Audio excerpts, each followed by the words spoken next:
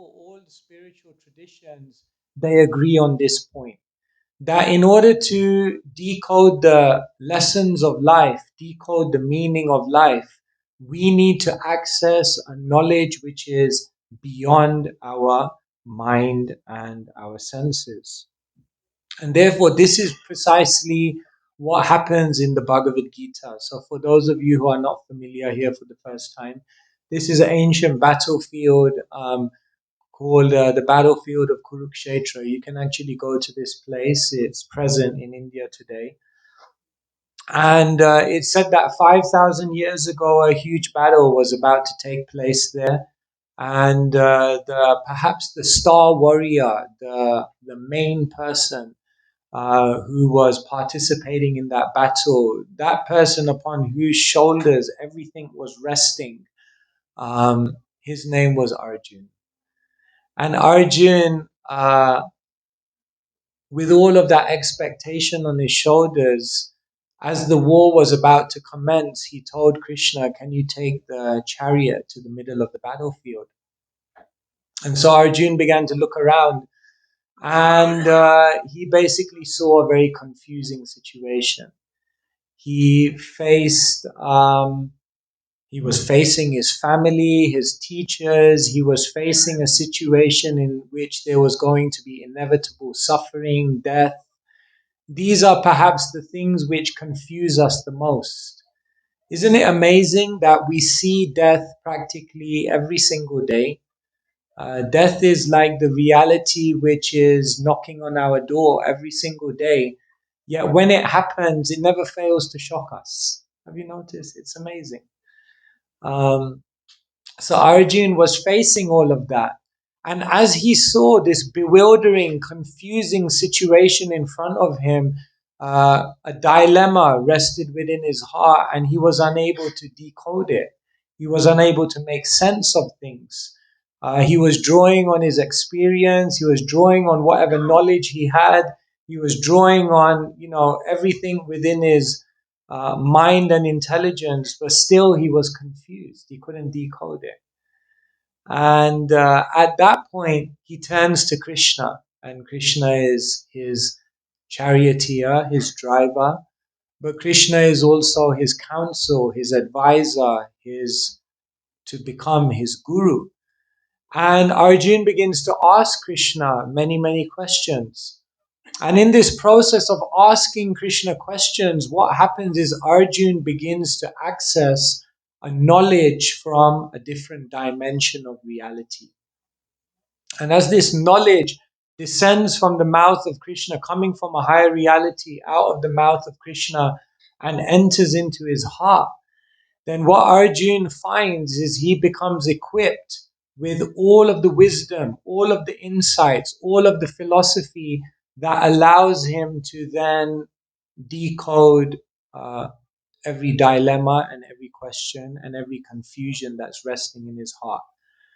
So in the course of a 45-minute conversation, he begins with confusion. He begins being overwhelmed by his emotions. And at the end, in a very beautiful Sanskrit verse, he says, Nastomoha smrite labdha tvat prasadat mayachyuta stitosmi gata sandeha karishe vachanam tava. He says, my illusion has now disappeared.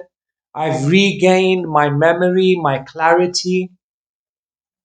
I'm firmly fixed and free from all doubts. Now I know how to walk forward in life and precisely what I'm meant to be doing.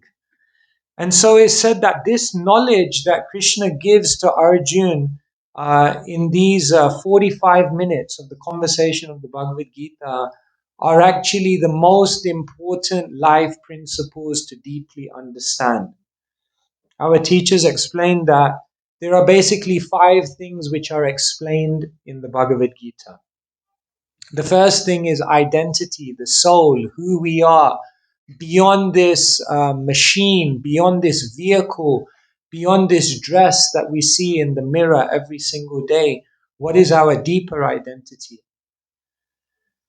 Then the teachers explained that the Bhagavad Gita goes on to explain what is this world that we're living in. Why does it exist? What is it composed of? What are the various influences in this world? And how does this world function? How is it created and how is it destroyed? And what is its purpose? And then the teachers explain that the next thing that the Bhagavad Gita talks about and elucidates is, who is God?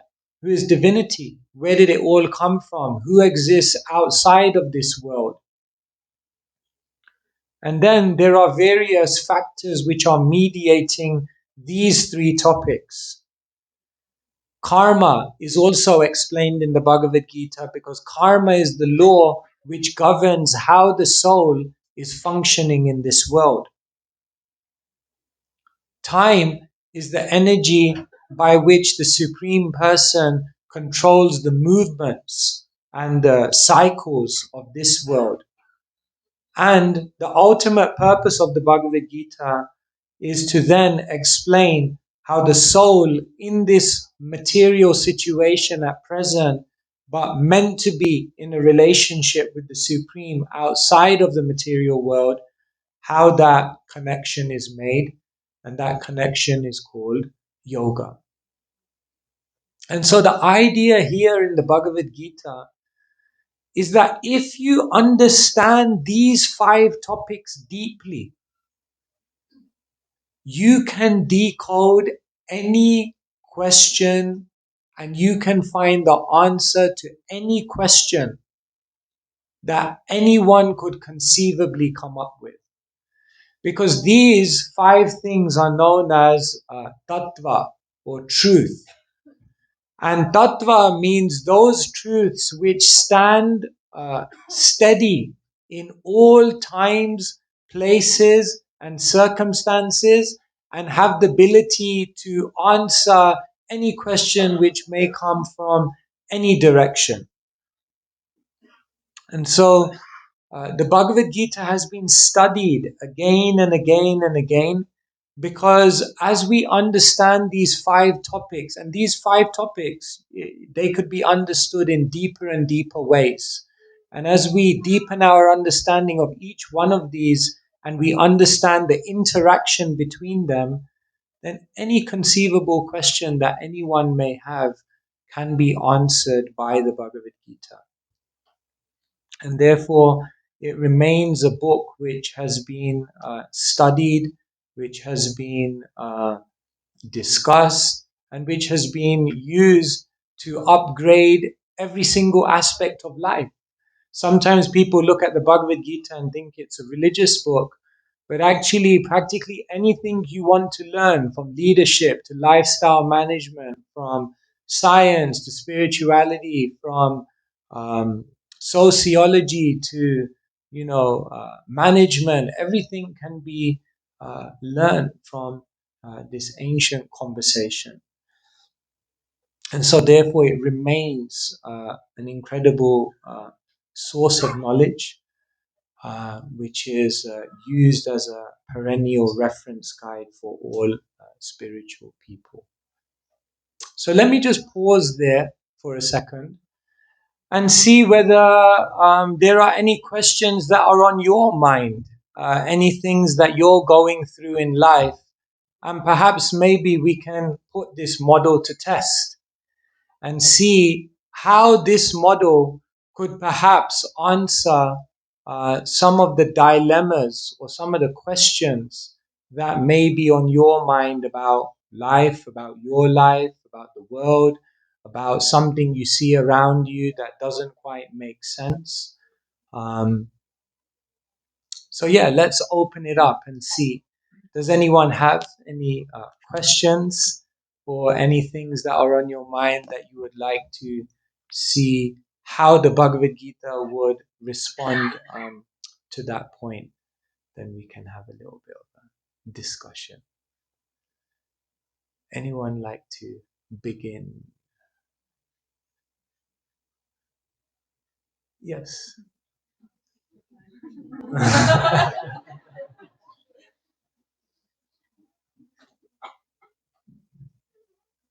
Okay, we'll go with Hari Parshatu and then.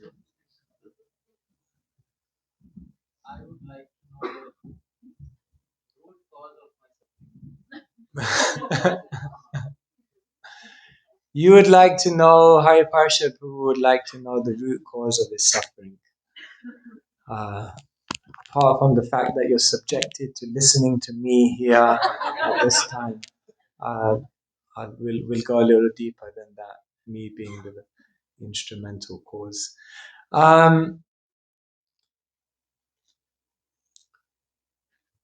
The Bhagavad Gita explains that the root cause of suffering is in Sanskrit what we call avidya. Avidya means ignorance. Suffering comes because we don't know who we are, we don't know where we are, we don't know where we belong, and we don't know the process by which we can reconnect with that original situation that we're meant to be in. Sometimes people tell us, you Hare Krishnas, why don't you do something practical to help the world? You guys, you just sit around, you read books, you discuss, you have long lectures which go on for hours. Why don't you get out there and do something practical to help the world? Can't you see that people in the world are suffering? Einstein once he said, you can't solve the problems of the world with the same type of thinking that created them in the first place. So all the suffering of the world and all the problems of the world are created by a type of thinking which is rooted in ignorance. And therefore, because it's rooted in ignorance, naturally there's suffering. So therefore, the Bhagavad Gita helps us to understand that when we awaken a true sense of who we are, when we stop identifying with a vehicle that is not actually us, when we stop identifying with a mind that's simply a tool that we're using, when we understand that this world and all the challenges here are not permanent, but are simply a university through which we're traveling, and when we understand that our destination is a very beautiful destination, then when we're awakened and enlightened to all these aspects of reality, then there's no more suffering. For a spiritualist, there may still be pain because this world is a painful place. But for a spiritual person, even when there's pain, there's no suffering. Because they understand that that pain is simply superfluous to them. It's simply temporary. And the deeper suffering which we thrust upon ourselves because of ignorance, that suffering is removed. And so the root cause of suffering is ignorance. Maharaj, in different traditions and religions, we hear life is gift from God. How would you? I would like to hear how would you answer this question? Is life a gift from Krishna? Is life a gift from God? Definitely. Sometimes people ask, why did God create us in the first place? So it's explained that the Supreme Person is also the Supreme Enjoyer. Life is about pleasure, about happiness, about enjoyment. And all of these things come from relationships of love. And so the Supreme Lord expands His energy in order to create many, many living entities. And each of those living entities are endowed with the gift of life, and with life, the gift of free will. And when we utilize our free will, our life energy in the appropriate way, when we direct our capacity to love to the supreme object of love, then that life and that free will becomes the beautiful gift that allows us to experience the fulfillment of the heart. And so, yes, this opportunity to live, to love, to laugh, to relate to other living entities and specifically to the Supreme Person. This is the most beautiful gift because um, ultimately we all want to be happy. And so, yes, life is a gift from God, and a gift which, if we utilize in the appropriate way, gives immense pleasure to both divinity and the soul. Thank you so much. Yes.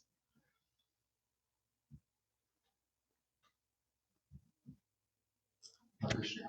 I have one question. I had a discussion some time ago with a devotee, and he said, I don't like the word belief because we are not believers, we are knowers. We are knowers. We are knowers. And he said that the root cause for suffering is ignorance. The opposite of ignorance would be knowledge.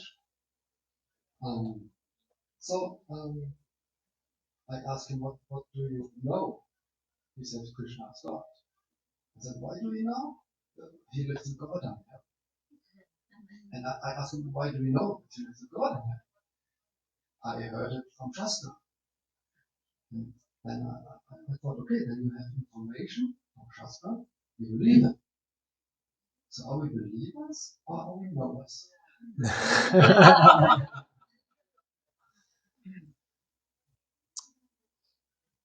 So in a very beautiful verse in the Bhagavad Gita, Krishna says, Rajavidya Rajaguyam Pavitram Idamuttamam Pratyaksha Bhagamam Dharmyam Susukham Kartamavyayam.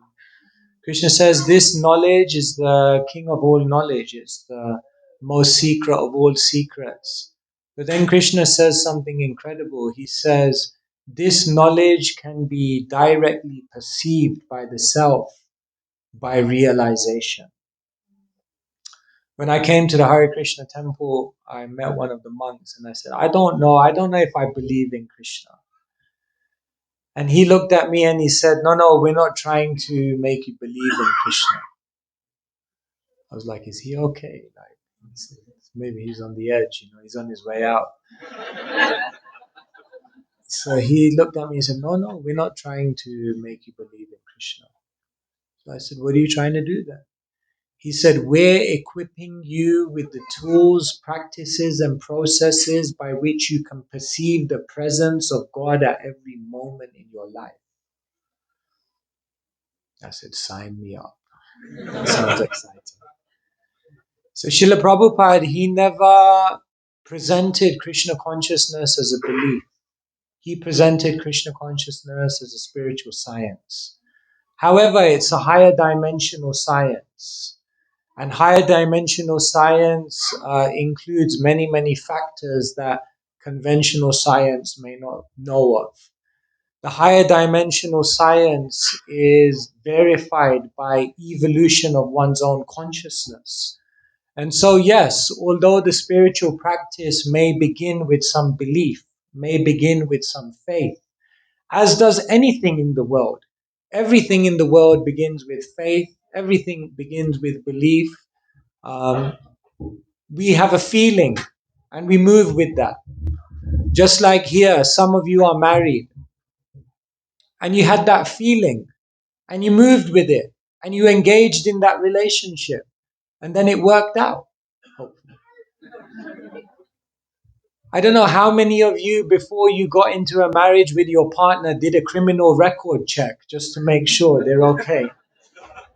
No, you had a feeling, you had an attraction, you had something which moved your heart, some belief sprung up within your consciousness, and then you entered into that relationship, and then now you are tangibly experiencing love, the fruit of that relationship. So in the same way, the spiritual process begins with a hypothesis, it begins with some faith, but then there is experimentation, there's activity, and then there's realization and tangible experience. And so Krishna consciousness is more than a belief, it's a spiritual science that can be directly perceived as per Krishna's words. Is that okay? No. As you said, it begins with Shraddha, and then if we follow the process, short before end, there's Nishta. And Nishta, as I remember, is steadiness and also firm faith, or deep faith. Or isn't it also a goal to develop belief and faith? Yeah. Nishta. Hari Parshad Prabhu is a Sanskrit scholar, but he can correct. Nishta, in my understanding, means unmovable. It means fixed in one place. It means that one has such a conviction that they cannot be moved. In other words, doubt has been eradicated from the equation. And therefore, Nishta is not exactly a faith, it's more conviction. It's involving some level of direct experience. And therefore, it's going beyond just a faith. So yes, Krishna consciousness is very much about perception. It's very much about connecting, feeling, interacting with the Supreme Person. But faith is the beginning. Yes. So I have a question about karma. So what I understood, karma is action to cause a Cause is reaction. a reaction. Yeah. But if we come from what I understood from Goloka Dhama, where karma begin? Like what was the first action? Why? Someone asked, I mean, I understand karma, but not. This is time, I cannot speculate so much. But Okay. So you're basically saying you have some karma now because you performed some activity in the past. But when you trace it back, where did the whole karmic cycle begin? exactly. Is that your We come question? from Goloka Dhama, where we are here, actually. Also. Wow. I mean, this is a little bit tricky. Thank you so much. Yeah. Thank you for moving on to the non-controversial questions and the non.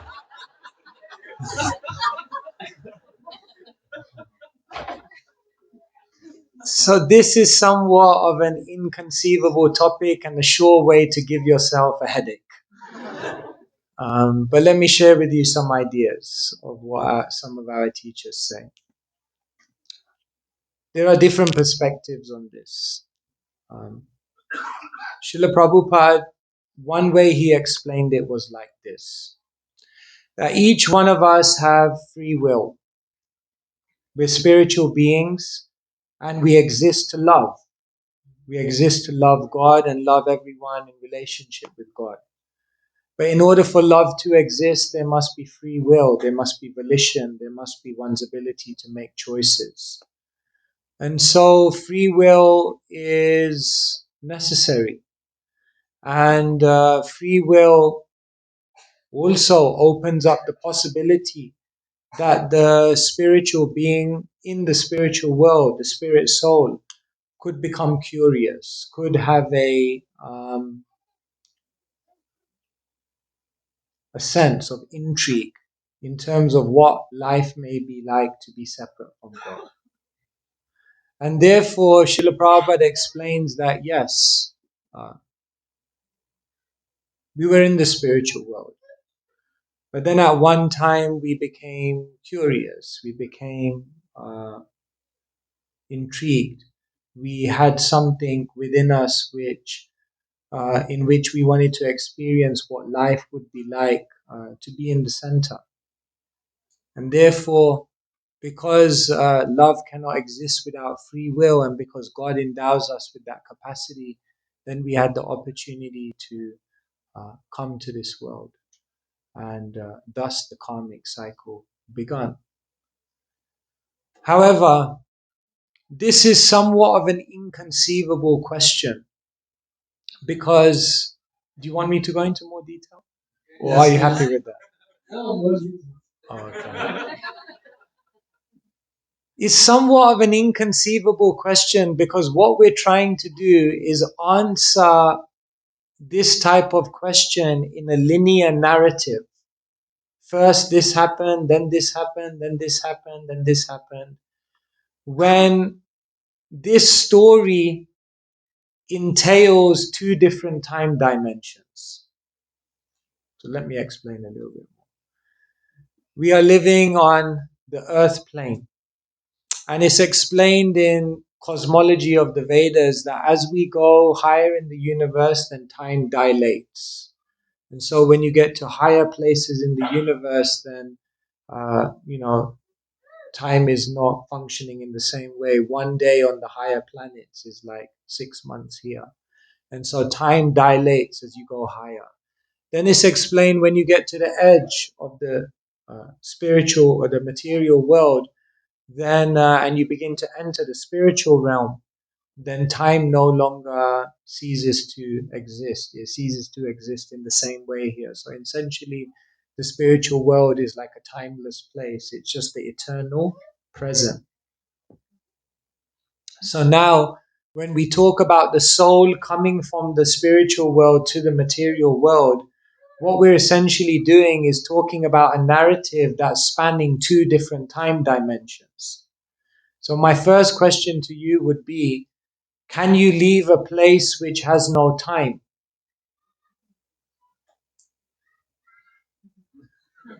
Maybe. Maybe. That was very diplomatic.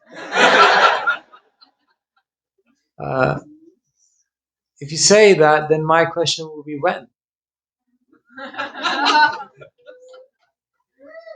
And can you re-enter a place where there's no time? It's the eternal present. And if you say yes, my question will be when. So if we try to make also a narrative like, yes, we were in the spiritual world, then we came to the material world, then we came to the Hare Krishna temple, then we figured out who we were, and then we went back, it becomes a little problematic because we're dealing with different dimensions of existence. And therefore, sometimes to answer some questions in the limits of our linguistic, like our language, it becomes very limiting. Right? Like some things are having multi-dimensional ways to see it. It's like, for example, if I say to you, who came first, the Father or the Son? Yeah, naturally. Wrong. Because until the Son was born, he was not a father. So who comes first, the Father or the Son? I'll give you another try. The Son. The Son. Wrong. Yeah. Because as soon as the Son is born, the Father is born. So at the same time. So we could say the Father came before the Son. Correct. We could say the Son came before the Father. Correct. We could say the Father and the Son were born at the same time. Correct. How can they all be correct? Yes. Because some concepts you cannot contain within the limits of linguistics. Therefore, the spiritual reality is sometimes we cannot conceive it within the human construct. And so some questions will hold a level of inconceivability to the human mind. And perhaps in this question, some of that inconceivability we have to humbly accept. Hope that helps. That's just the mystery of life. Yes. Yes. Yes.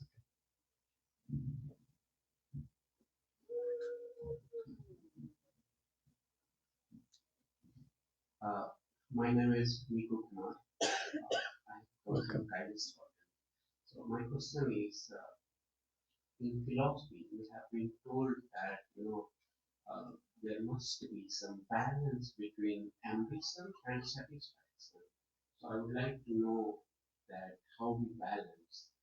We all have several goals to achieve in life, and at the same time, sometimes we fail and sometimes we succeed, and satisfaction is also important. So how to balance between goal and satisfaction? Thank you so much. Yeah. In a beautiful verse in the Gita, Krishna says, Karmanyeva adhikaraste ma phaleshu kadachana ma karma phalaheturbhur mate sangostva karmani. Krishna says one should be ambitious. One should try to do beautiful things in the world. Ambition shouldn't just be for personal gratification. Ambition should be to bring happiness to other people's lives, happiness to the world. So by all means, be ambitious. Don't be selfishly ambitious. Be selflessly ambitious. So ambition is very much a part of spirituality, but do it for selfless reasons, not just for selfish reasons. But then Krishna says satisfaction must also be there, because in your endeavor to achieve something in this world, the only thing that you're in real control of is your own endeavor. And so once you've made your best endeavor, once you've made your best effort, once you've exercised your intelligence, your good intention, your efforts, then you should be satisfied. And then whatever the outcome is, you should accept that as divine will. So satisfaction we should be in terms of understanding that I am only in control of my effort and capacity to endeavor.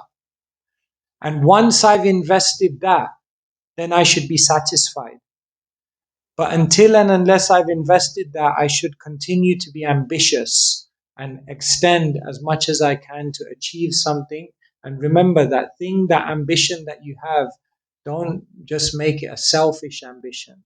Make it a selfless ambition that also seeks to serve God, serve others.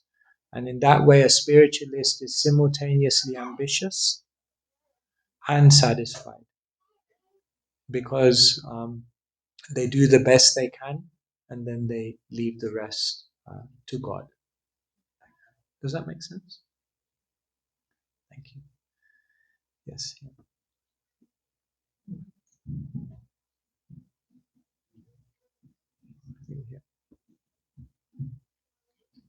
Manoj, great pleasure meeting you. Nice to meet you. I've been really suffering the separation for almost 7 years, meeting last time in South Carolina, our place. Okay. And I'm married to my wife here in Germany. We've been literally praying, Krishna, when can I meet, but I cannot go to London back because I'm here now. And we've been watching you and literally suffering, when can I meet? And today, we're meeting. Now, let me first give you a compliment. Not only as Maharaj, but spiritually, there's so many things we are learning from you. But there are 3 people I've been closely monitoring, learning things, how to talk in English, even in not only preaching spiritual work, but in corporate also. You, Rishi, John Burke, and Barack Obama. And it's not about English, it's about your timing, yeah? How you attract with your words, your rate of speech. That even someone who is new and listens to you once would like to come back to you without even knowing who you are. That, oh my God, I'd like to listen to this man. Now coming back to He's not my PR man, by the way. But thank you. Maybe we could travel together. I'll tell you, well, my wife was earlier following Maharaj. Okay.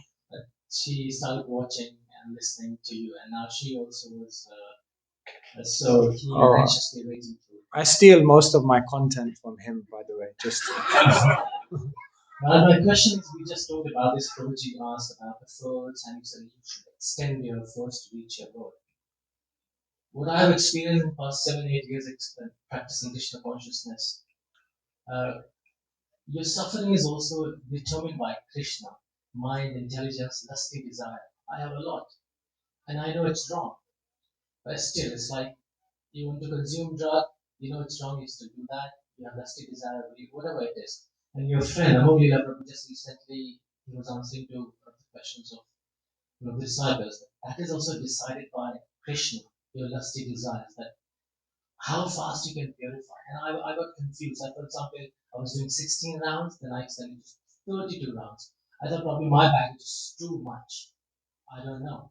Million years that I've been doing all kind of wrong stuff, that I'm far away from the spiritual world.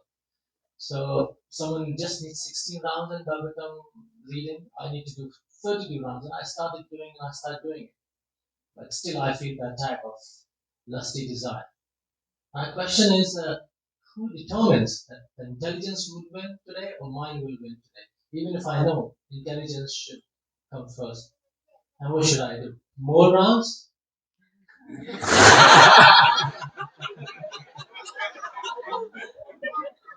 Sounds good to me. No, you raise a very nice point. We have all these desires. Sometimes it feels as though these desires have a life of their own. Like this lust, this greed, this. There's a Japanese proverb. First the man takes a drink. Then the drink takes a drink. Then the drink takes the man. Understand? It's very deep actually. First the man takes a drink. Because we have free will, we decide to engage in certain activities, certain desires which awaken lust within us. Then what happens is, as we become more accustomed, we become addicted. And when we become more and more addicted, then what happens is, it's not the man taking a drink, it's the drink taking a drink. Because we've become so conditioned by that way of functioning that we just almost impulsively do those things. And then what happens is that when it gets to even an acute level, then the drink takes the man. Because it doesn't just overtake your capacity to make that decision, it overtakes your capacity of your intelligence in all. Therefore, kame ste rita jnana. Kama can take away one's intelligence completely. But who was the original cause of the awakening of lust? Who took the drink? The man in the beginning. So free will is the cause of our lusty desires coming about. And ultimately, free will and our desire to overcome those lusty desires are the things that can also bring it to an end. However, sometimes those lusty desires seem to be so strong. And therefore, what happens is, when we do our efforts, when we try in our own ways to protect ourselves and to overcome that lust, then Krishna comes, divinity comes and empowers us and lends us with the strength to overcome those desires. And so, really, if we want to overcome lust, what I tell people is it will cost you. C stands for conviction. The first way to overcome lust is to be convinced about the great thing that you're trying to achieve, which is beyond that lust. O stands for openness. If you want to overcome lust, then be open and honest with someone else. Have relationships where you can share with someone your successes, your failures. S stands for safety. If you want to overcome lust, then don't subject yourself to environments, people, situations which will agitate that lust. And T stands for taste. If you want to overcome lust, just develop an attraction for something that's much more beautiful, much more divine, much more progressive and positive for your life. And when you do these four things, you have conviction, then you fortify your intelligence. When you have openness, you fortify your emotions. When you have safety, you fortify yourself on a physical level. And when you have taste, you empower your spiritual level. And when you act on all four of these levels, then you can overcome lust. But it's a formidable task. Krishna says that lust is the eternal enemy. Kama esha krodha esha rajaguna samudbhava mahashana mahapapma vidyainam ihavedinam. It's the eternal enemy of the conditioned soul. So yeah, if you want to have if you want to try and embark on really being a hero in your life and doing something amazing, take on the task of conquering lust. Because if you conquer lust, and if you turn your lust into love, then your life will be beautiful in all ways. But that cannot be done without connection with the divine person. Is that okay? Thank you so much. I don't know how we're doing for time. Should we end here? Yeah, I think we should end here. No, they're good. All the time, but it was so wonderful. And please come back. Please come back, and because we want to have a taste, a higher taste. Will everybody will get up and we ask Maharaj to please lead us in a kirtan, Bhagavan Keshava, sing and dance. We need a higher taste that will help us. And everybody can, we have small candles of givings. You can purify your hands and you can come before Krishna and you can offer and you can beg Krishna, please accept me. And then Krishna will help you.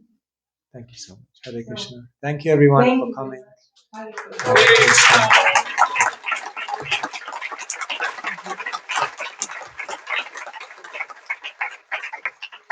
Hare Krishna.